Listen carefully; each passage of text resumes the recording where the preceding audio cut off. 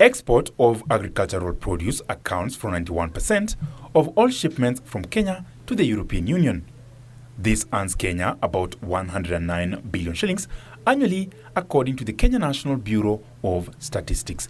However, most small-scale farmers are not beneficiaries of this huge market due to the high levels of standard of shipments to the European Union market. Being a lower middle income country doesn't mean that everyone benefits from trade. Doesn't mean that everyone is a middle income person, that everyone is hurt in this sector. In that context, we don't want to lose sight of a representation of everyone in the society and give people a voice for people who are not necessarily benefiting on that higher trade level.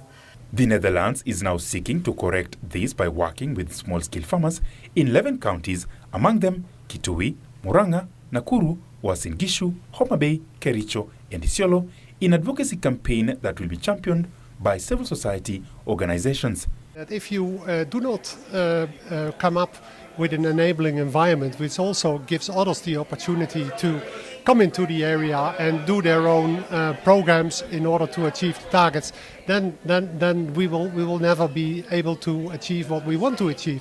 So that's why we started a program which is called Voice for Change, which tries to enrich the debate about public issues. Here we are connecting specific budgets and investments to some outcomes. And when you see how those investments have taken place, you can actually tell that the absence of investments leads to some of the outcomes that we see here. Through the initiative, the civil society organizations will be tasked with championing for friendly policies and regulations that will help farmers improve the quality of produce so as to benefit from the trade in commodities. Kenya is a large exporter of fresh products to Europe and a lot of other countries.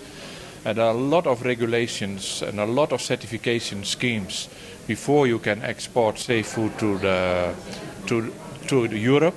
But on the domestic market, we see this not happening. So there is a Kenyan gap. The 5-year program also incorporates reduction of post-harvest losses, climate change resilience and food safety. Ronald Willie, News Our Business.